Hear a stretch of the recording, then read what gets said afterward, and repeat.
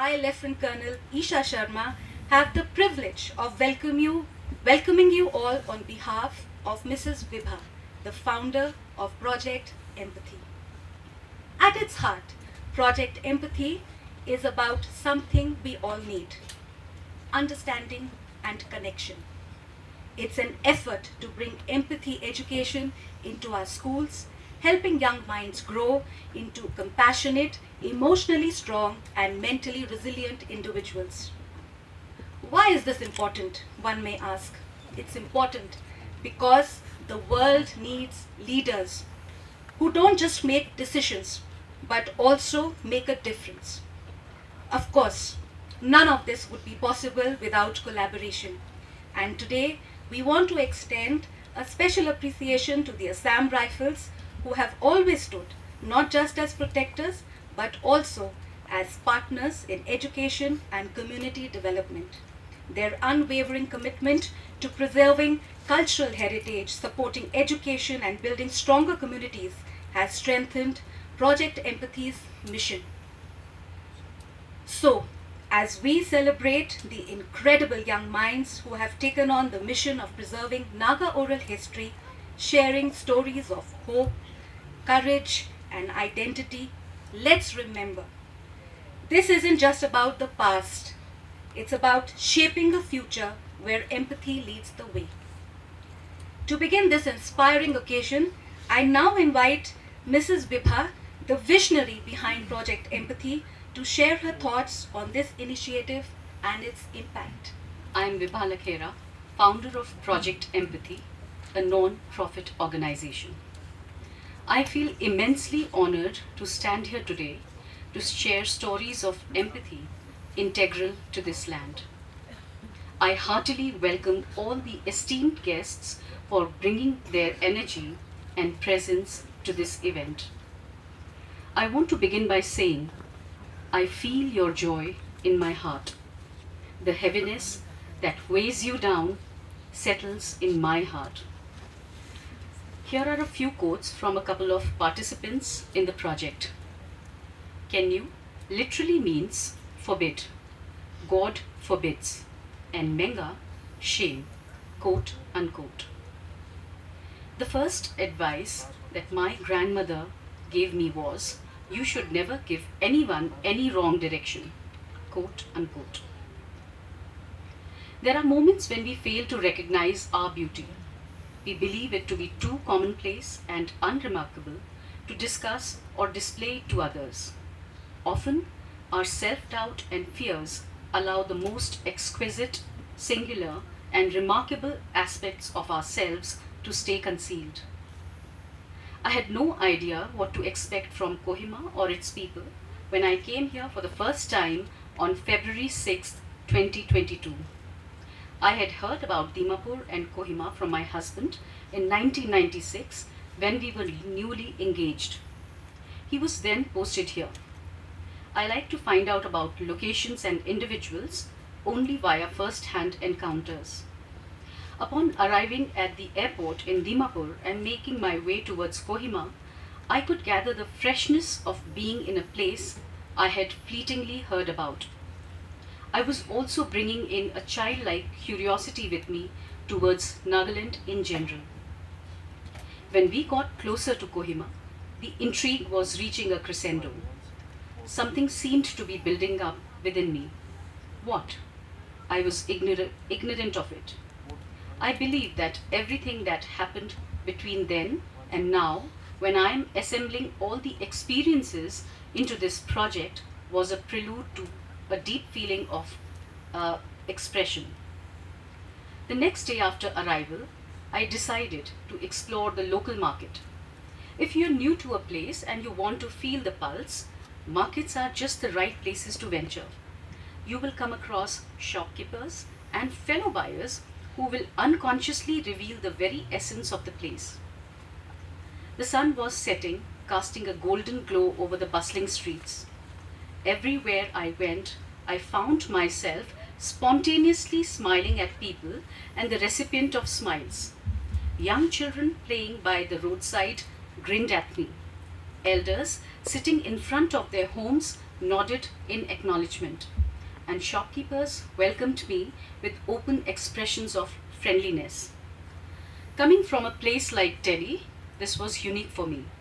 People back there would have found it strange, if not completely cuckoo or intrusive, to receive smiles from a stranger like myself. As North Indians, we make it our business to bargain in every marketplace ruthlessly. How could I not do it here? And the response to my low prices that I would offer would be, नहीं होगा madam, बहुत कम है madam, बहुत कमती है, नहीं होगा. Almost like a plea from the shop owner. Wait, what? I found myself paying all the original prices. I could not have denied them to their pleas. Another thing that I noticed was the flower pots in front of every house, big or small, irrespective of the economic status. In Delhi, this is a feature reserved for the affluent usually. I found myself wondering what lay behind this extraordinary warmth and softness. Was it a cultural trait, an inherent empathy quotient, or something else entirely? What was governing the consciousness of people? I was struck by how these elements seemed to intertwine seamlessly to create a society that valued human connection above all. I also noticed how softly the local teachers spoke in Assam Rifles Public School while I conducted workshops for them. Teachers are assertive and they are accustomed to talking loudly due to the demands of their jobs. But here were teachers who spoke ever so delicately. I attended the Hornbill Festival, a spectacular celebration of the state's diverse tribal heritage, where I was mesmerized by the vibrant dances, music, and traditional sports. One night, as I sat on the terrace of my house, watching the stars twinkle in the clear Naga sky, I reflected on my journey. I realized that smiles that I had received were not just expressions of friendliness, but invitations to connect, understand, and belong. This became the very reason for the inception of the project Naga Oral History Stories of Empathy. We got in touch with the colleges in Kohima to collaborate on the project. One question came up in a recurring manner. Why do you wish to cover the oral history of Naga people? What is your interest in it? I only had the lens of empathy to offer, to cull out a fresh narrative, giving all the stories a newness. We have tried to combine all the facets of culture, everyday experiences, ambitions, aspirations, feelings of loss and discovery, and the distinct tribal identities of people with the strong bond that unites them all under the singular Naga identity.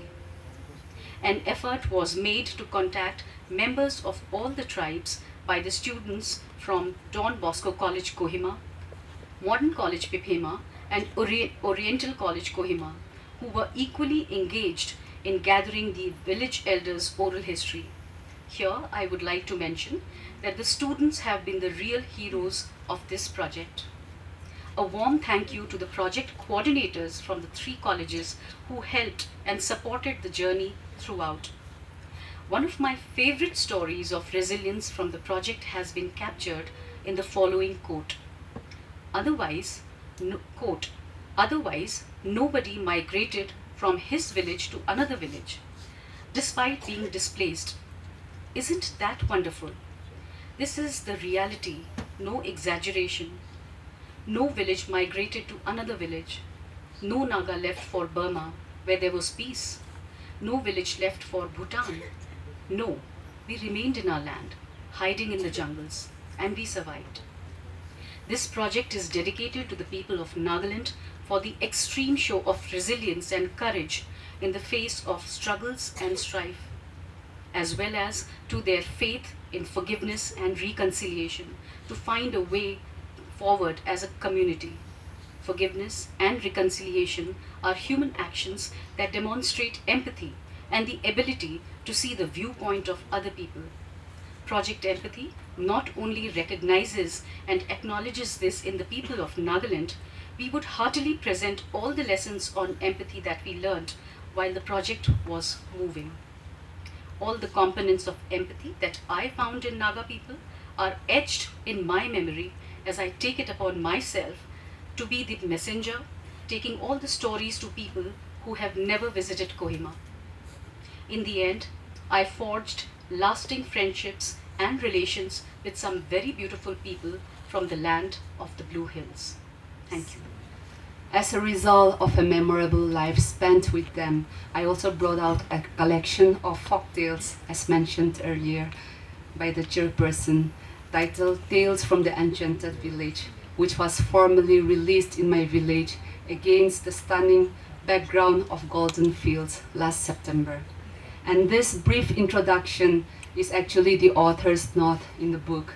It took years of sitting down with them, especially my maternal grandmother and paternal grandfather, who lived to be 94 and 104 respectively, a lifespan that I still marvel at. I always think that the way our forefathers express themselves is so lyrical, and this, I think, is also deeply enrooted in the Naga culture, that we continue to create music just like our forefathers sang while working in the fields, in groups or alone, when they sowed paddy on terrace fields, when they harvested them or carried them home, when they celebrated our numerous traditional festivals, or even when they mourned the death of a loved one. Now, the reason why I am sharing this with you is because, as you already know, that we have this legacy of storytelling where many of our folk tales, folk songs, and stories of our rich culture and tradition have been passed down from generations to generations. And that is us, Nagas, who come from the oral tradition of literature. Today, as I stand here to share with extreme pleasure, delight and honor to join you all in celebrating stories and celebrating voices that preserve Nagaland's oral histories, I am deeply grateful to Viva Lakera, whom I have the honor of calling friend and also the founder and CEO of Project Empathy, for starting this very important movement for empathy through storytelling. In a world facing increasing division, complexity, and hardship, we need empathy more than ever. And what better way than through storytelling to foster understanding, to create a compassionate world. Having listened to oral stories most of my life, I can confidently say that it promotes empathy in a deeper way. The spoken, lived experiences is a crucial part of education as we gain deeper understanding when we engage ourselves with first-person narratives. Stories have shaped humanity since time immemorial, and in my lifetime, I have been fortunate to have experienced the joy of listening to stories narrated by my grandparents, sitting by the fireside as they passed on stories and accounts of their lives. I know for a fact that their act of sharing their memories aloud is also a way of taking part in a living record of lessons and experiences that have helped not just me but a lot of people to connect with their lives, and simultaneously teaching us about past events and reminding us that progress depends on shared understanding. Even in today's modern world, invaded by technology, oral storytelling still remains a strong tool for preserving culture, promoting empathy, and strengthening family bonds. When we ask the elderly to describe their early childhood or recall key moments in history, we open windows into time and perspectives that might otherwise fade away. Oral history gives voices to those who might not have written their own accounts, but these oral histories fill in the missing details by spotlighting personal stories from regular, ordinary people. When our elders speak about everyday life, we learn what they ate, how they raised their children, how they handle challenges, and how they adapted to tough times or celebrated little triumphs. These details matter because they shape our sense of identity and strengthen community ties. In a community like ours, these oral accounts create continuity and also ensure that we keep language skills alive, considering that we have diverse languages across all the tribes of Nagaland. Oral histories matter for so many reasons, and each of our family stories matter too, because they carry wisdom, comfort, and inspiration for young people to understand where they come from. And today, what I want to leave you with is the thought that oral storytelling is an incredibly powerful tool for gaining new perspectives and creating shared understanding. Storytelling with empathy can be especially valuable in every aspect of our lives that you can possibly imagine or think of. In business, in our professional lives, in our relationship with one another, in educational institutions, and possibly every other area and path that our lives take on. Stories are a good place to start to generate empathy and create a better understanding of human beings we interact with in every walk of our life. And I am extremely happy that Project Empathy has taken upon itself this huge task of documenting oral stories, which I am hopeful will positively impact our Naga society and help us understand and create empathy, which is a need of the hour. If you will allow me, I want to read a few excerpts from my latest book, Where the Light Finds Us, a collection of short stories. I will read from the story titled A Grandmother's Tale that is based on the oral accounts of my paternal grandmother, and in the hope that it would prove to be an example of how stories can cultivate empathy. My grandmother's memory was astonishing. She often remembered details of the past with such vividness that we would compare her to a surveillance camera when she came to live with us in the final years of her life. She lived to be more than 100, watching decades of humanity's transformation unfold before her eyes. When she came to live with us, there was not a day or a moment that she made a fuss over anything. She was grateful when we made a cup of tea for her or served her food. In the daytime, she would sit outside in the balcony watching people go about their daily chores and was very observant. One day, she watched some workers carry bricks for a construction in the neighborhood. She precisely counted how many bricks each worker could carry in a day. We laughed it off at dinner time when she told us the number, but the way she observed and remembered things was astonishing. On winter mornings, she would bask in the sun, and our cat would sit beside her as if she sought her company. She would talk to the cat and always share crumbs of biscuits or a portion of rice from her plate. It was as if they were long-lost friends, going over events each had missed over the years. Sometimes the cat would playfully scratch grandmother's leg, and her leg would bleed instantaneously. I can still see the expression on grandmother's face. She wasn't peeved at all. She loved animals. Grandmother didn't die of any disease. She was never hospitalized. But when her time came, it was as if she knew.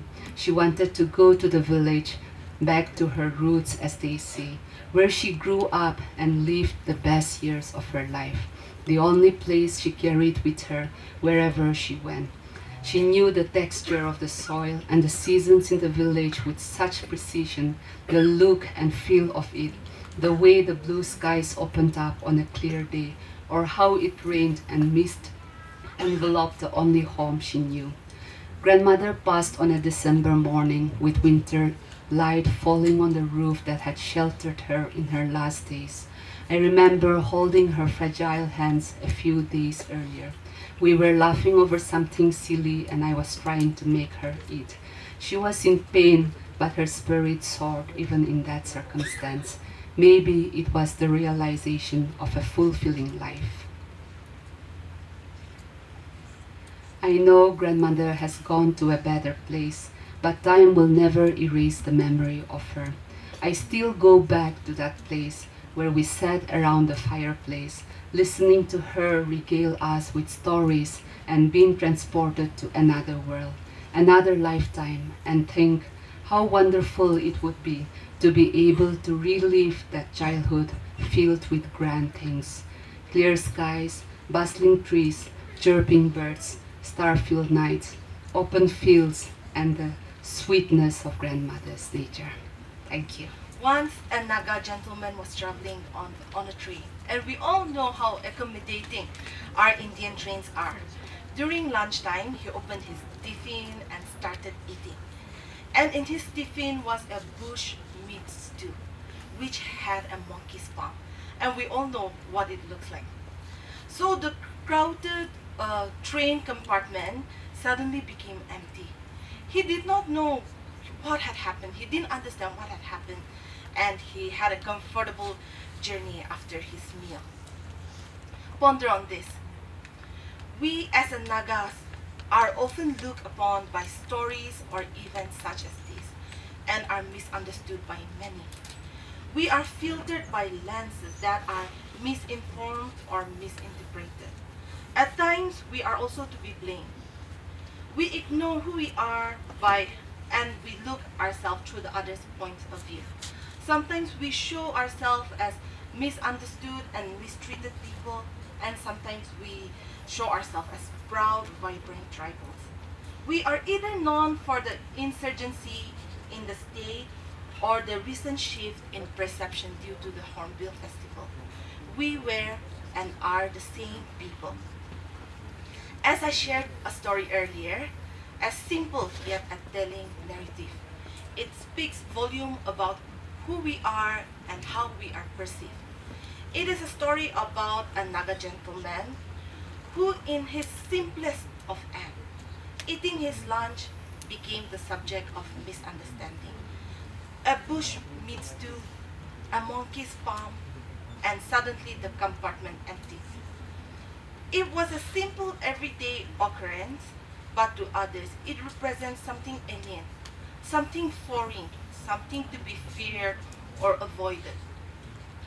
This is more than just a tale of food, but it is a metaphor for how we are, the Nagas, are perceived, misunderstood, and often dismissed.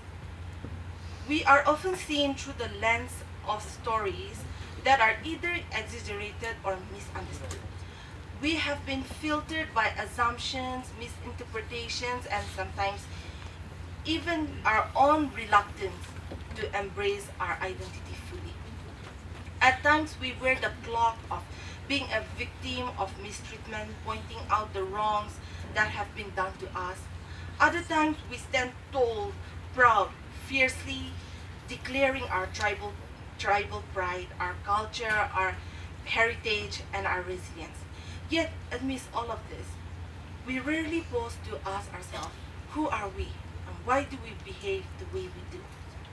Today, as I stand here, I am not just asking you to reflect on this question, but to look at us, our people, with empathy. Understanding the way we behave, the way we interact with the world is rooted in a complete web, in a complex web of history, struggle, and survival. For too long, the world has seen us through the eyes of others, often in a way that distorts or misrepresents the truth. But today, through the work I am involved with, Project Empathy, I am not just here to tell a story, but to help bridge a gap of understanding. Through Project Empathy, we seek to tell the stories of Nagas not as they have been told to others, but as they are, through the eyes of those who have lived through the triumphs and tribulations of our people. We aim to cultivate a deeper understanding of our tradition, our struggles, and our aspiration. Above all, we emphasize empathy because empathy is the foundation of true understanding. I would like to take this moment to express my deepest gratitude to Madam Viva for believing in my abilities and giving me this incredible opportunity to serve as an analyst in this transformative project. Madam Viva, your vision for this project empathy is something that resonates deeply with me, and I feel privileged to be a part of a project that has the potential to change perception and build bridges of understanding between us and the rest of the world. The task we have before us is not an easy one. Changing perception, dismantling stereotype, and ensuring that the stories of the Nagas are told with dignity and respect they deserve requires effort, patience, and above all, empathy. We are not just seeking to inform, but to connect. One story, one person, one moment at a time. As I stand here today, I am filled with hope and gratitude. Hope that through empathy we will come to understand ourselves better and that the world will begin to see us for who we truly are. Not through the lenses of misunderstanding or prejudice, but through the eyes of those who are willing to listen, to learn, and to appreciate the rich history and vibrant culture that we carry within us. Once again, thank you very much for the opportunity, and thank you, Madam Viva, for your unwavering support. Let us all work together with empathy to ensure that the stories of Nagas are told to their fullest and truest form. Thank you. My name is Avilushi Ho from Don Bosco College, Koyama, and I am a sixth semester student from the Department of History. Recently, I undertook a project focused on documenting oral history, which involved conducting in-depth interviews and collecting first-hand accounts from individuals who experienced significant historical events. Naga oral history, the tradition of passing down stories, legends, and historical events through generation provide a distinct glimpse into the past, offering valuable insight into the social, cultural, and political context of the Naga people. This project is significant as it captured the lived experience of the Naga people. Through the documentation of their oral histories, we gain a deeper understanding of the struggles, resilience, and cultural heritage while also fostering empathy. My inspiration for undertaking this project stemmed from the realization of the lack of documented Naga history and the critical need to preserve indigenous knowledge. This project has deepened my empathy and ignited my passion for amplifying the voices of the Naga people, reinforcing my commitment to effecting positive change. I have learned that everyone possesses a story worthy of being told, and that listening is a profound act of solidarity and respect. To further engage with oral history, storytelling, and empathy-based initiative, we can begin at the grassroots level, where parents share their narratives with their children, thereby passing down family stories, cultures, and traditions. Additionally, we can establish Naga history as a distinct subject in educational curricula and leverage digital tools and the internet to enhance accessibility and awareness. In conclusion, my journey with Project Empathy has deepened my appreciation for the transformative power of human connection and the significance of understanding diverse perspectives. I've seen how first-hand account can bridge divides, foster empathy, and create a compassionate society. By elevating the voices of others, I have come to understand our shared humanity on a deeper level. Unfortunately, this generation is drifting away from this narrative, distracted by the glow of screens. I sincerely hope that the art of storytelling experiences a renaissance, harnessing technology to preserve our collective memories and inspiring a new generation to value the wisdom of those who came before us. I'm in my PA final year with dignity as my major. I was assigned to be the recorder, camera person for the videos on empathy project for my group.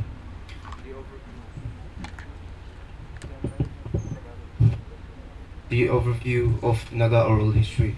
Naga oral history refers to collective stories, legends, and traditions passed down through generations of Naga people. And an indigenous tribe in Northeast India. These oral narratives contain valuable insights into the culture, history, and values. Some such significance in understanding empathy would be 1. Cultural context. Naga oral history provides a unique window into the tribe's experiences, struggle, and perspectives, fostering empathy and understanding. 2. Intergener- Intergeneralization connections. The oral tradition highlights the importance of intergeneralization, relationships, and the passing down of knowledge. Community values.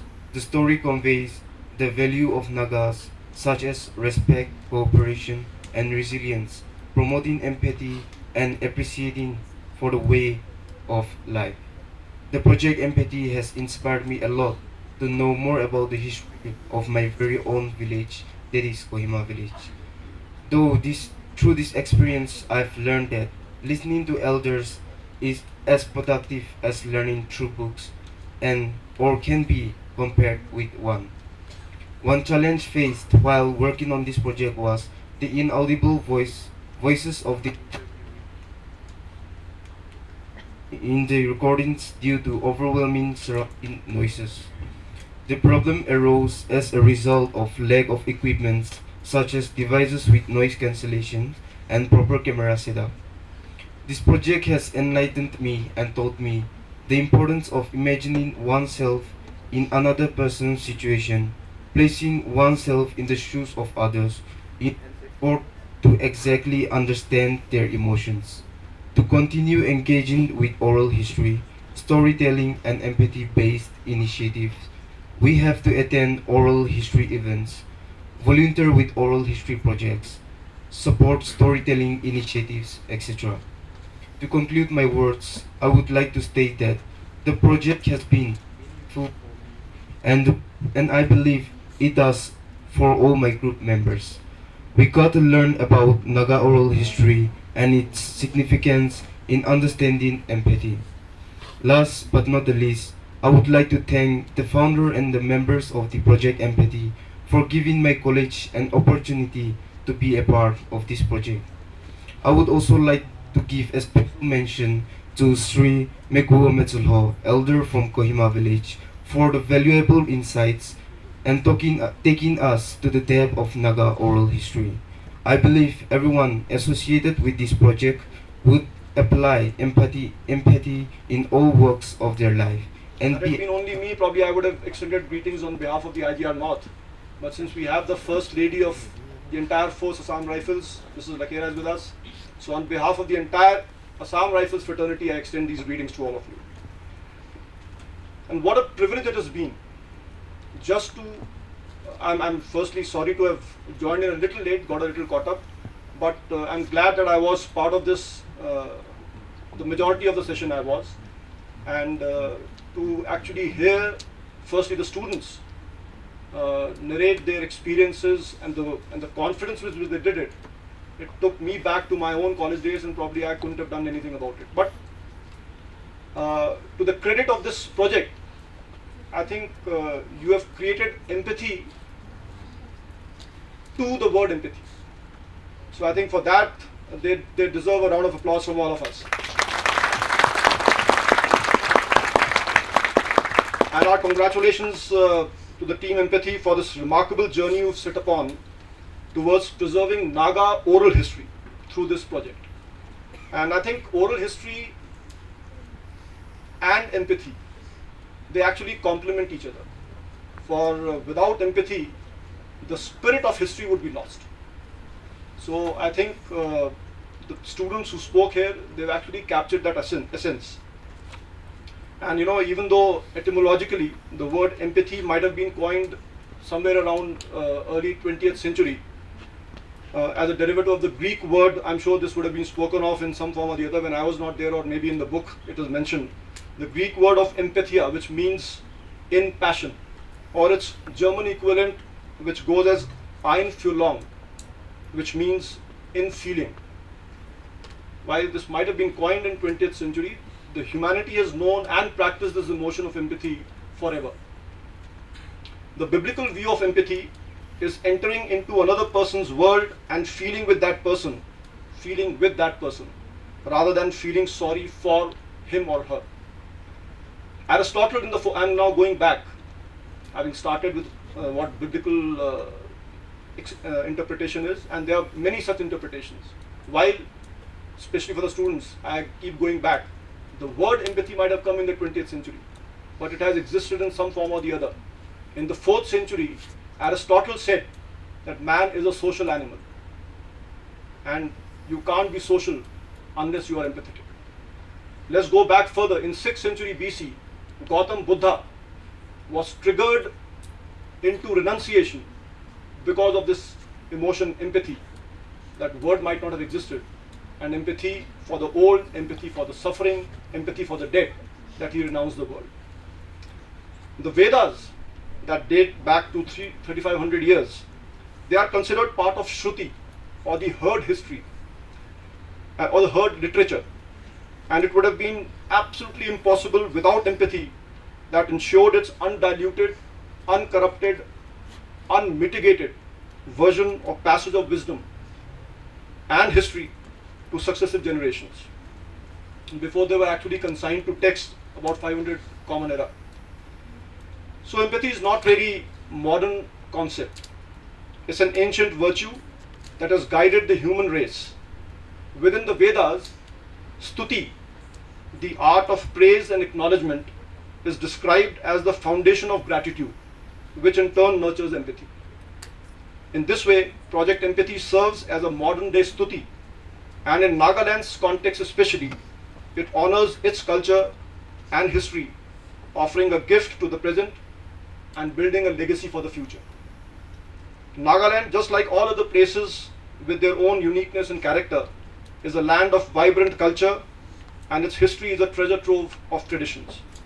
Its oral history, deeply intertwined with its identity, represents the wisdom, trials, tribulations, and resilience of the past generations. These stories are more than narratives, they are essence of who we are and where we come from. The essence of this initiative can also be encapsulated in the acronym empathy. I have done a bit of digging into the Google. I have to concede that. And E for empowering others to be able to express themselves to be understood. M for the mindfulness, to be attentive to others' emotions. P for the perspective, that is to accommodate others' viewpoints, others' perspectives. A for accepting or assimilating others without prejudice, without any judgment. T is for the trust, to surrender to one another's feelings. H for humility, it was spoken of, to recognize and respect others' experiences. And finally the Y for yearning, to connect and to understand. And I'd like to thank the team of Project Empathy for bringing this essence to our collective conscience, for us to now consciously take it forward. So, friends, kids, ladies and gentlemen, why did Assam Rifles associate with this? Well, for the simple reason that soldiering is all about emotions and empathy. Let me qualify it with an anecdote, since we are talking of oral history. Let me pick one from the First World War, where two French soldiers, very good friends, they are out on the front at the Maginot Line, and one of the soldiers is grievously injured, while the other one is trying to come out of the trench to extricate his writhing body. He can see his friend writhing in pain. His superior, who's there in the trench beside him, he discourages this other soldier to go and extricate him from there.